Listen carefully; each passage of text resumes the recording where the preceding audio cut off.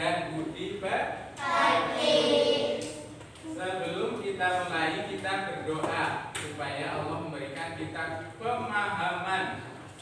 Silakan dipimpin Mbak Agustina. Kita pada siap. Siap. Berdoa dimulai.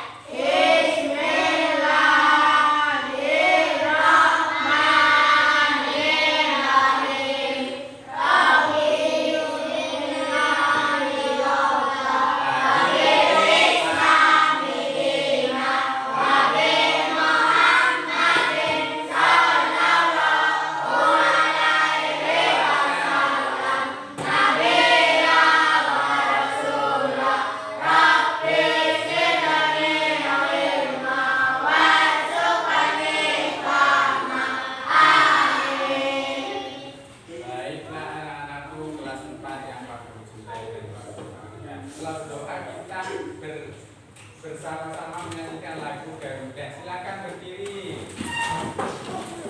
Setelah hitungan ketiga dimulai. Ya. 1, 2, 3.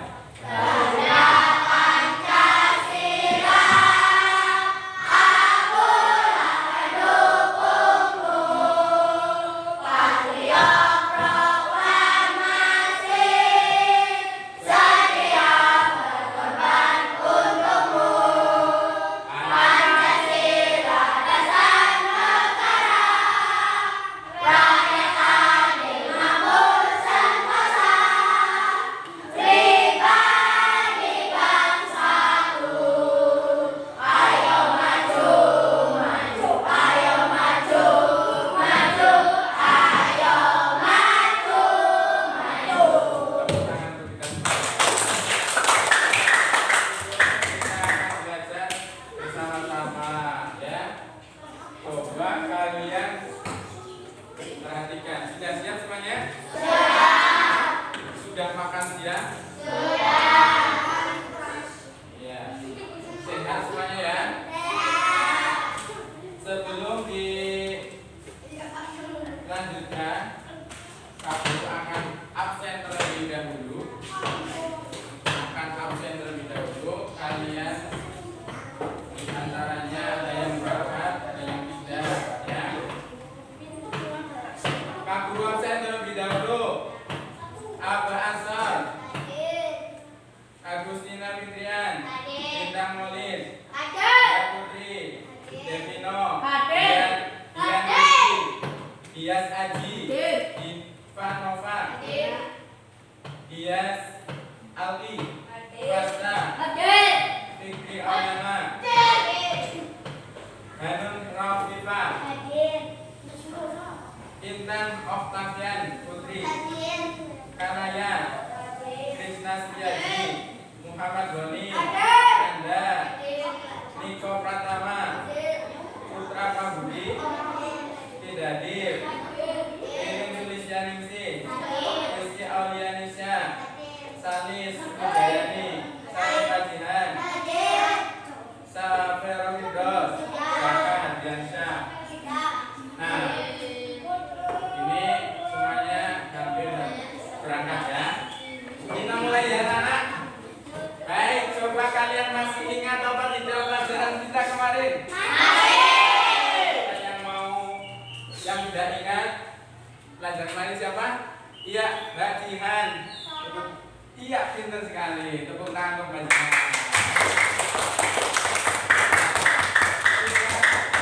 Kita pelajari kemarin tentang sholat. Sudah sholat lima waktu semuanya? Sudah. Alhamdulillah, semoga Allah selalu membimbing kita menjadi anak yang soleh dan solih. Kita bisa belajar, bisa sholat karena ada yang mengajari apa tidak? Ada guru, ada yang mengajari guru kita, dari guru-guru kita. Semuanya belajar dari guru-guru. Termasuk Islam masuk di Indonesia ada yang menyebar. Nah, siapa kira-kira? Ada yang menyebarkan, yaitu ulama atau orang yang berdakwah di Indonesia, menyebarkan agama Islam di Indonesia. Sebelum kita melanjutkan, kita nyanyi dulu. Tepuk belajar. Tepuk belajar.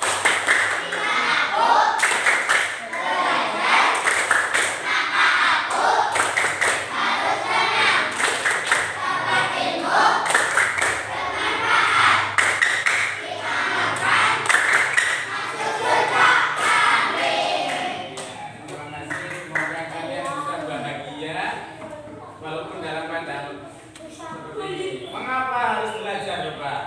Ada yang bisa jawab mengapa kita harus belajar? Supaya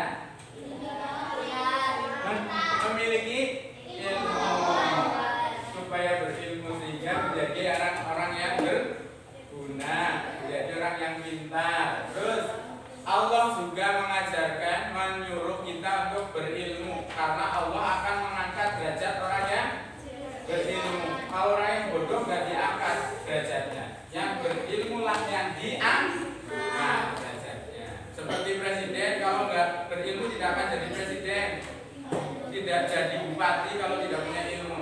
Yang punya ilmu ya yang nanti jadi pimpinan, yang menjabat dari presiden. Orang bodoh nggak mungkin jadi pimpinan, ya. Jadi kalian harus menjadi anak-anak yang berilmu, belajar terus menerus, jangan pernah lelah.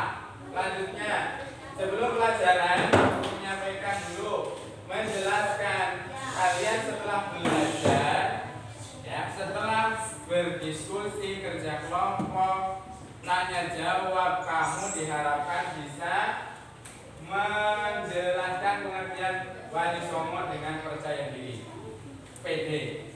Yang kedua, menjelaskan ciri-ciri wali Allah, ciri-cirinya wali Allah apa. Yang ketiga, menjelaskan cara dakwah wali songo dengan percaya diri. Yang keempat, kalian bisa menguraikan, menjelaskan keteladanan wali songo dengan percaya diri. Yang terakhir, menceritakan kembali keteladanan wali songo. Harus bisa semuanya yang ini. Kita mulai. Apa kalian tahu tentang gambar berikut? Kalian tahu apa enggak? Coba tadi siapa yang ini gambar apa yang pertama? Oh iya, Pak, silakan. Apa gambar apa? Gambar masjid apa ya? Gambar masjid apa? Menara? Masjid Menara Kudus. Siapa yang membangun Masjid Menara Kudus? Jom. Wali Allah, siapa namanya? Sunan Kudus. Pintar untuk mana? Sunan Kudus ada di mana? Di gambar di situ ada salah satu wali yang membangun Masjid Menara Kudus, yaitu Sunan Kudus atau siapa namanya? Kita pelajari. Lanjut, nanti kalian dibagi menjadi 4 kelompok. Setelah berkelompok, kamu akan diminta untuk berdiskusi. Ngerti diskusi? Berebut jawabannya apa saja. Setelah itu nanti kalian bertanya jawab. Yang kelompok A tanya ke kelompok B. Yang kelompok B tanya ke kelompok C. Yang C kelompok tanya ke kelompok D. Yang kelompok D tanya ke kelompok A, dan seterusnya, ya. Nanti dijawab masing-masing, ya, dijawab. Ajaran dijawab baik kok. Seperti ini. Nah, berikutnya Pak Guru akan bagikan terlebih dahulu. Dibagikan terlebih dahulu per kelompok. Per kelompok saya bagikan. Ini ya. Ini lembar kerjanya. Harusnya ini berwarna. Ya. Nanti dulu. Kalau sini dulu ya. Saya bagikan dulu.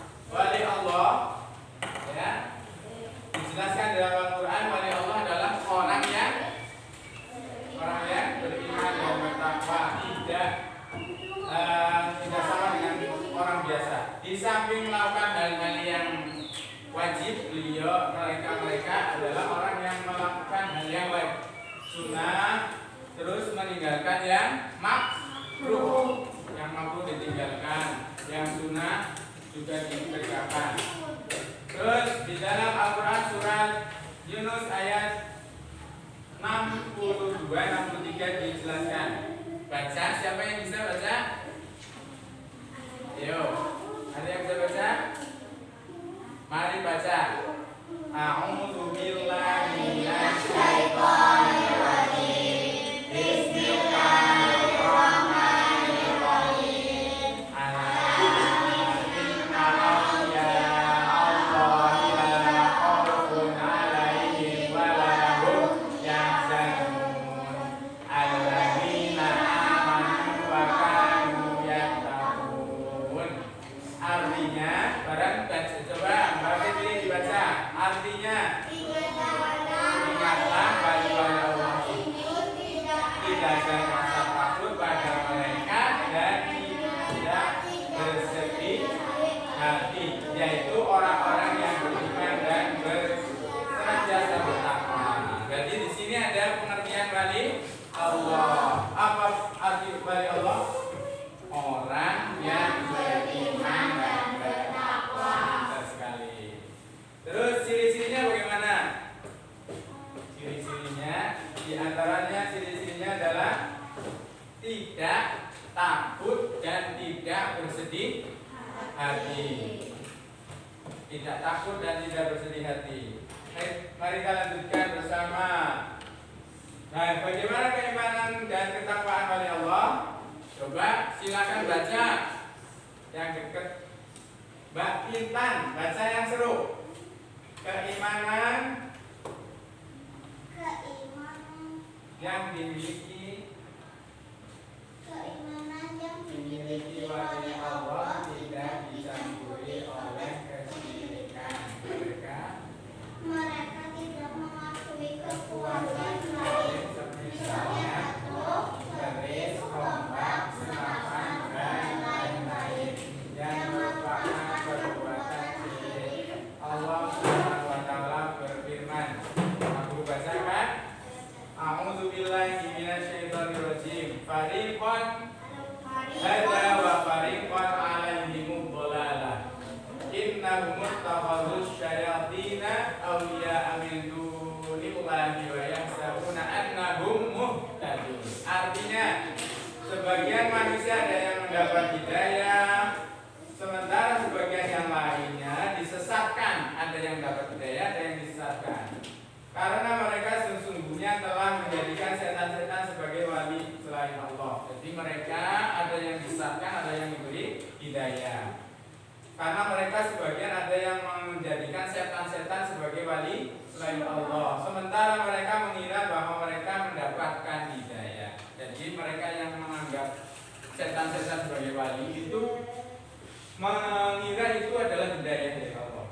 Itu jadi kunci atau inti dari keimanan wali Allah apa? Tidak dicampuri kesyirikan. Pintar sekali. Lanjutnya kita berikutnya ketakwaan wali Allah bagaimana? Yuk, Jom. Yang mau baca, Jom. Ayo.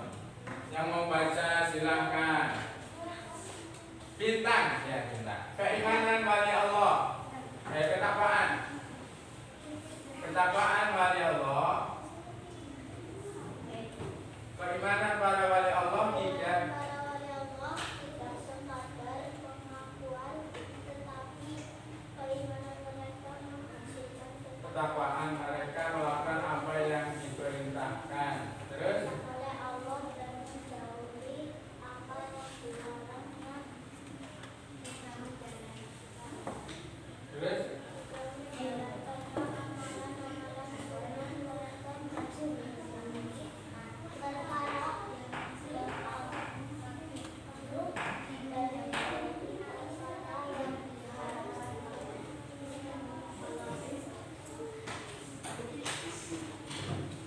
baik, kita lanjutkan. Pintar, terima kasih untuk Mas Bintang. Jadi kalau yang ketakwaan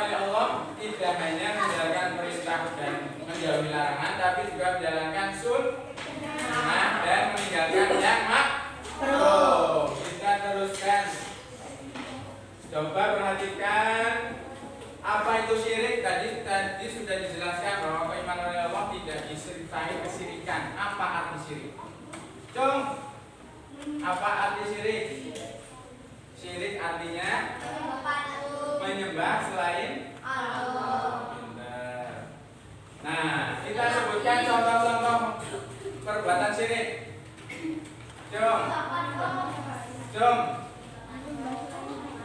Ya, biasa arti menyembah matahari. Pintar. Tepuk tangan untuk biasa arti. Apa lagi kira-kira? Apa?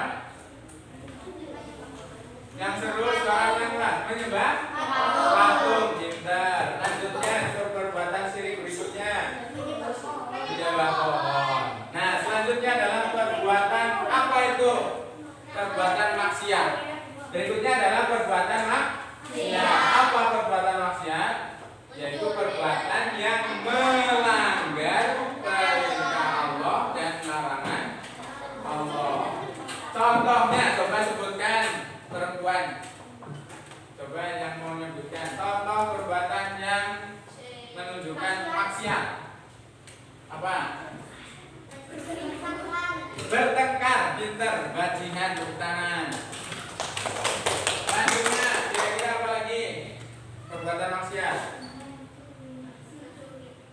Siapa yang mau menyebutkan? Cung. Ya, biasa arti lagi. Yuk. Mencuri. Pintar sekali. Perbuatan itu perbuatan yang harus ditinggalkan. Syirik jangan sampai. Menyembah patung, saya dukun. Jadi itu perbuatan yang tidak boleh. Bertengkar, bermusuhan, minum judi, ya. Itu perbuatan yang tidak pernah dicontohkan. Minum judi, apalagi durhaka kepada kedua orang tua. Lanjutkan. Siapa saja wali-wali Allah? Wali songo itu, wali songo tadi sudah disebutkan. Wali songo adalah wali yang jumlahnya 9. Wali yang jumlah 9. Di sini sebutkan bareng-bareng. 1.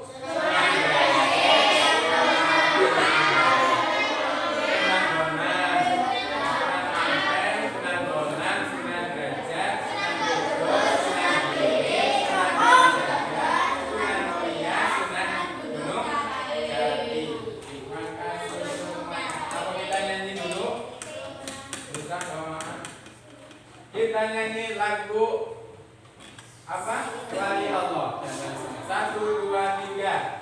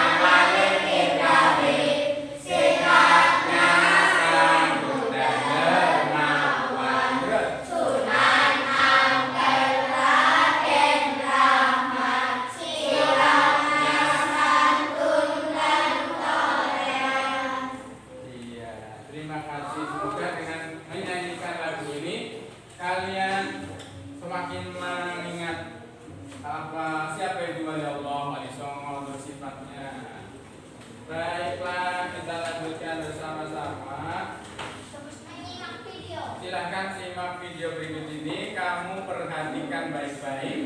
Setelah itu diskusikan dengan teman dalam kelompok kira-kira 20 menit. Selesai 20 menit diskusi, atau kalau bisa 15 menit. Nanti kalian langsung tanya jawab. Setelah tanya jawab selesai, kalian bisa lanjutkan bisa langsung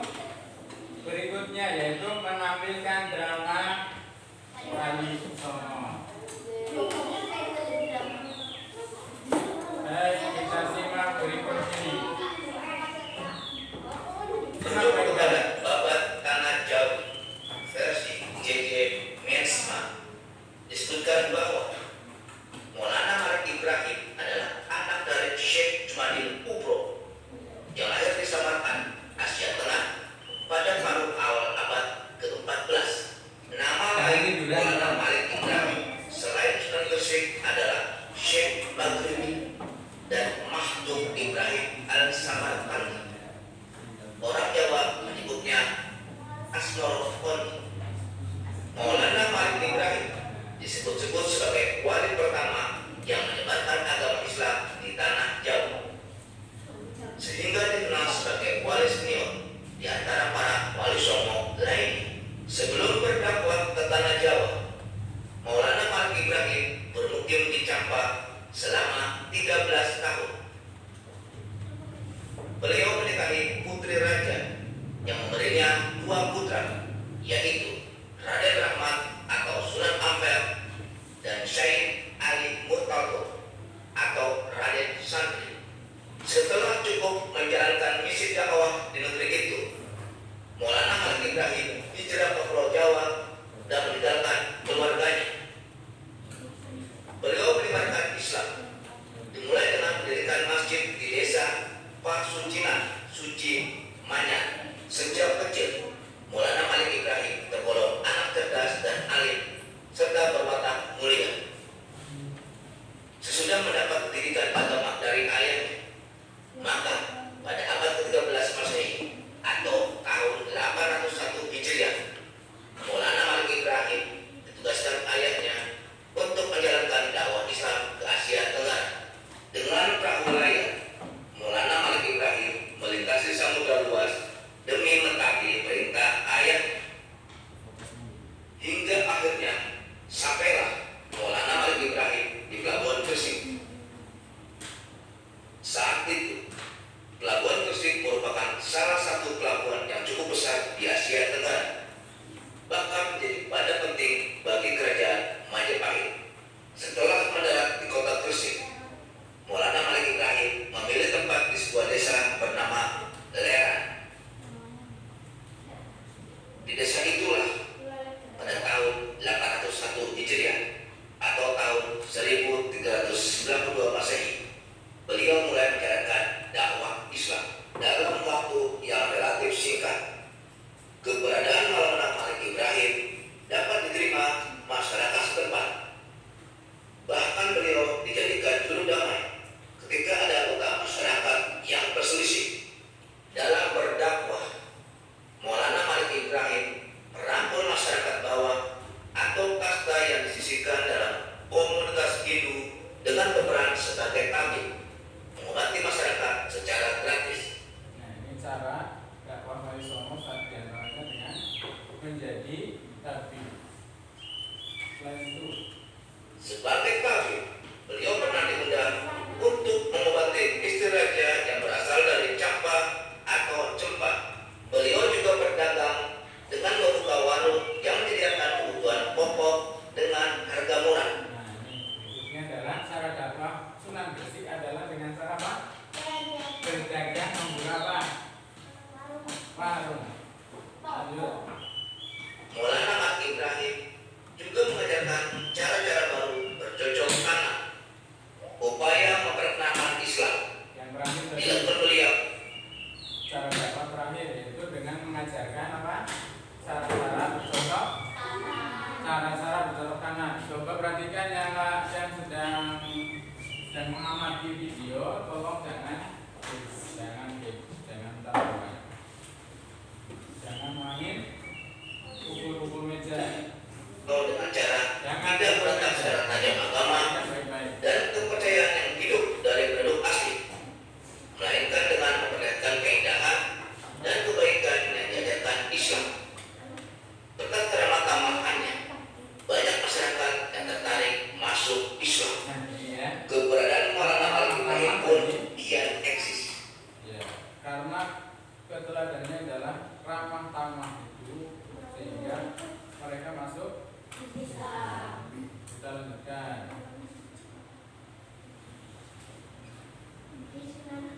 Islam. Berkat keramah tamahannya dan Maulana Malik Ibrahim pun kian eksis. Beliau kemudian melakukan kunjungan ke ibu kota Majapahit di Trowulan. Raja Majapahit meskipun tidak masuk Islam, tetapi menerimanya dengan baik, bahkan memberikannya sebidang tanah di pinggiran kota Gresik.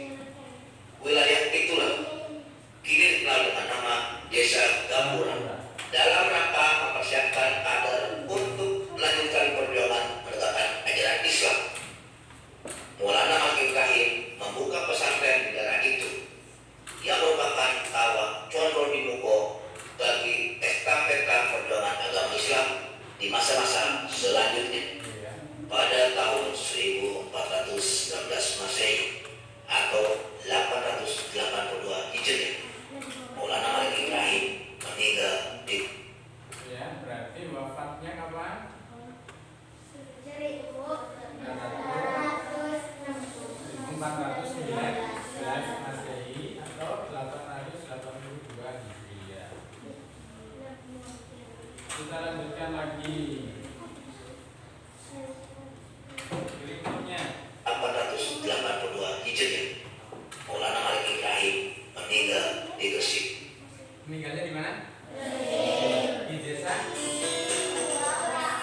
Wali Songo, bagian 2, Sunan Ampel. Lanjutkan bagian kedua. Kisaran abad ke-15 Masehi, perkembangan agama Islam di Jawa maupun Nusantara mengalami kemajuan yang signifikan. Sunan Ampel memainkan peranan penting dalam proses Islamisasi Jawa pada khususnya dan Nusantara pada umumnya. Ampel Jenta, sebuah tempat yang sekarang masuk wilayah Surabaya. Dari sinilah Sunan Ampel menggembleng para santrinya dalam rangka penyebaran agama Islam. Beberapa wali yang pernah mengenyam pendidikan di Ampel Jenta adalah Sunan Giri, Sunan Bonang, dan Sunan Derajat. Berarti yang belajar kepada Sunan Ampel ini Sunan Giri, Sunan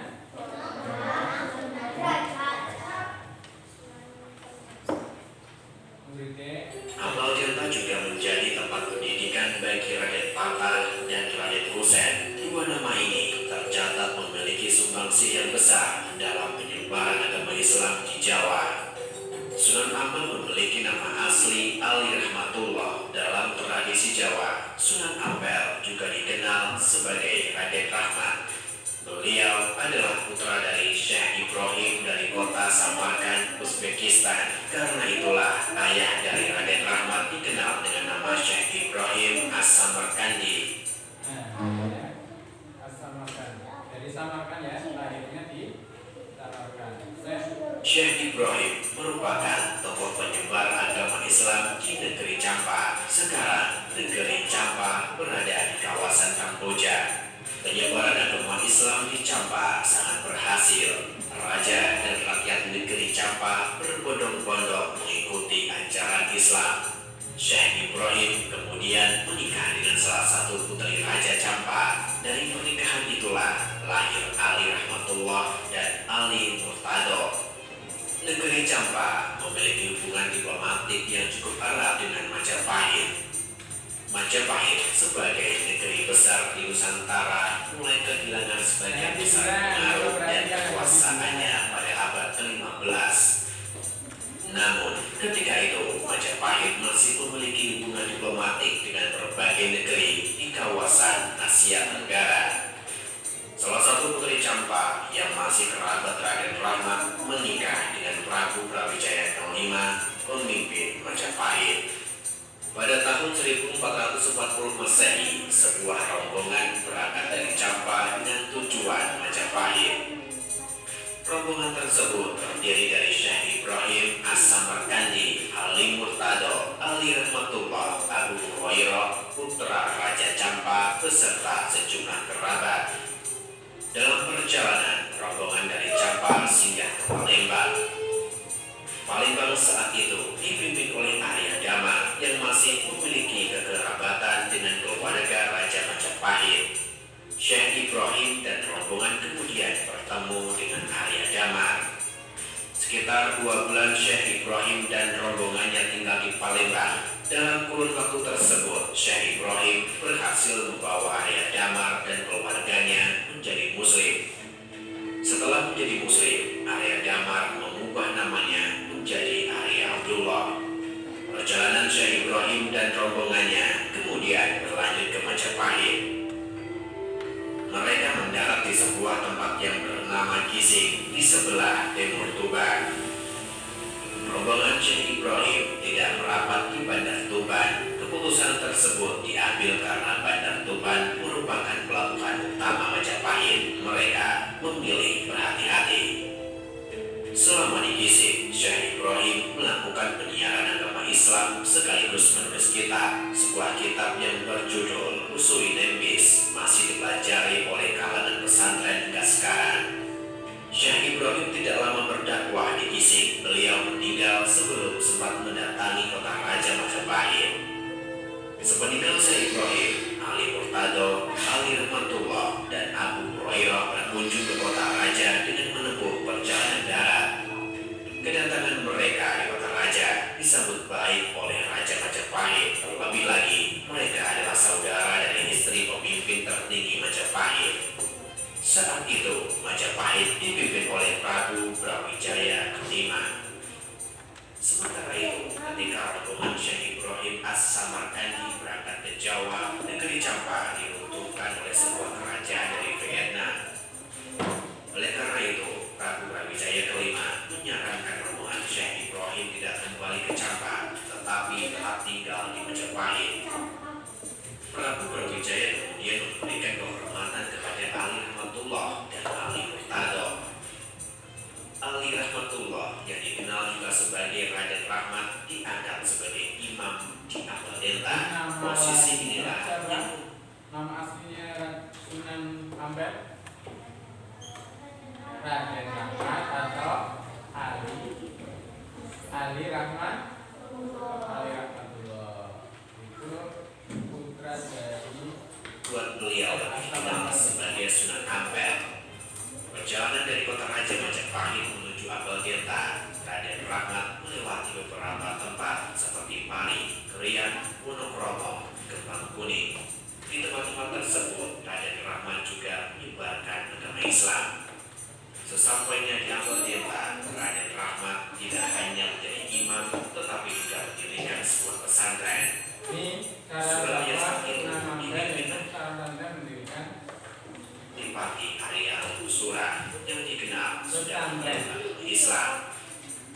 Dakwah yang dilakukan oleh Sunan Gresik pada tahun-tahun sebelumnya sudah berhasil membentuk masyarakat Muslim di pesisir Majapahit. Adipati Arya Usura kemudian menikahkan Raden Rahmat dengan Nyai Ageng Mandila, yaitu Putri Arya Teja Adipati Tuban. Gede. Yuk, tangannya di depan kan. Kita putar gerakan ke samping. Bis. Terus pada kamar hadap ke utara. Madep ke utara yuk. Set. Hadap ke utara sudah? Madep kamar. Madep kamar. Cakar pundaknya pijet di kancane. Yuk.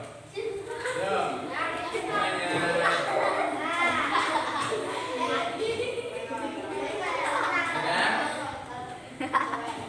Ada ke selatan. Pijet cakal pundaknya pijet di.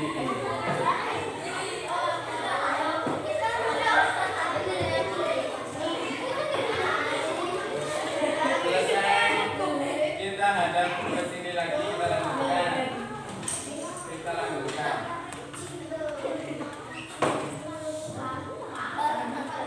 Sampai mana? Sampai sini. Surabaya saat itu dipimpin Adipati Arya Usura yang dikenal sudah memeluk agama Islam. Dakwah yang dilakukan oleh Sunan Gresik pada tahun-tahun sebelumnya sudah menjadi putri kelak banyak paku yang dikenal sebagai Sunan Giri. Begitu pula dengan Raden Patah, Giri Kesultanan Demak. Kakinya jangan di atas meja, jangan di atas kursi. Dakwah yang dikembangkan oleh Sunan Ampel bersifat persuasif, melengkapi pasti. Ajaran yang disampaikan oleh Sunan Ampel diterima oleh masyarakat di pesisir Majapahit. Nah, dakwahnya Sunan Ampel itu dengan cara persuasif atau mengajak. Persuasif yang artinya mengajak, orang memukul atau tidak memerangi. Sunan Ampel mengajar dengan bahasa yang mudah dimengerti oleh masyarakat setempat.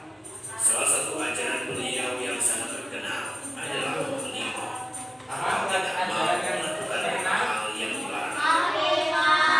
Menimo, ya perhatikan penjelasannya. Agama menimo terdiri dari tidak mau berjudi, tidak mau mabuk, tidak mau memadat, tidak mau mencuri, dan tidak mau berzina.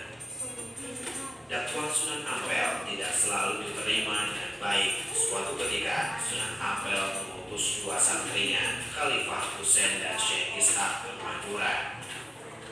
Lembu Petang, pemimpin Madura, mengusir dengan kasar dua utusan Sunan Ampel. Bukan hanya mengusir utusan Sunan Ampel, Lembu Weteng juga datang ke Ampel dan menyusup di antara para santri.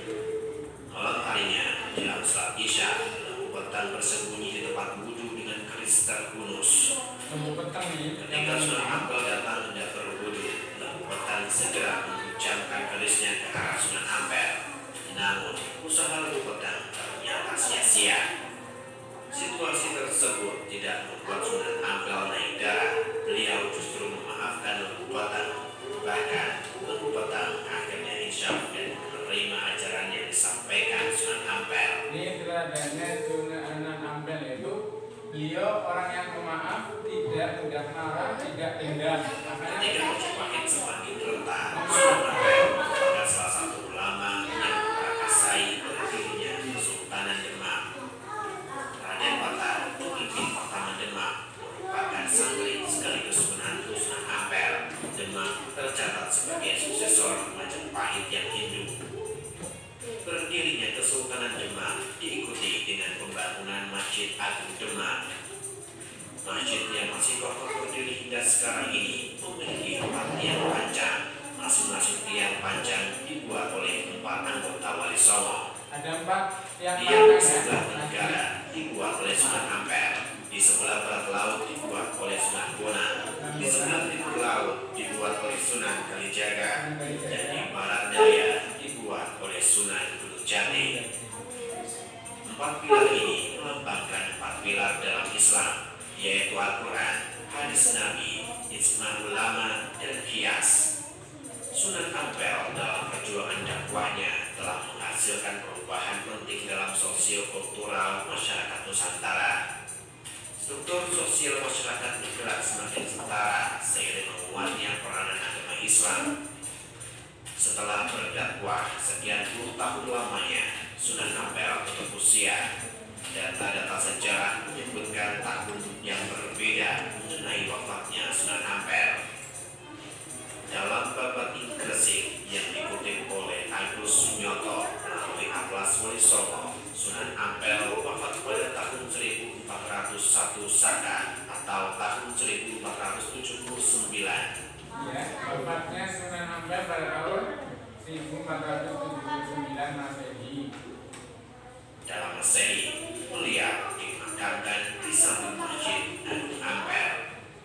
Dimakamkan di Masjid Agung di samping Masjid Agung Ampel. Kita sudah menyaksikan bersama-sama video. Senang apa tidak? Alhamdulillah, kalian bisa menikmati walaupun dalam keadaannya seperti ini. Kita lanjutkan bersama-sama berdiskusi dengan kelompoknya. Silakan berkelompok. Ayo berkelompok semuanya.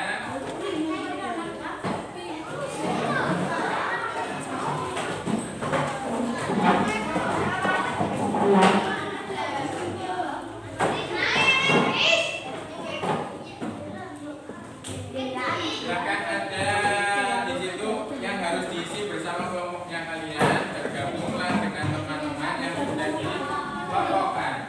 Ayo.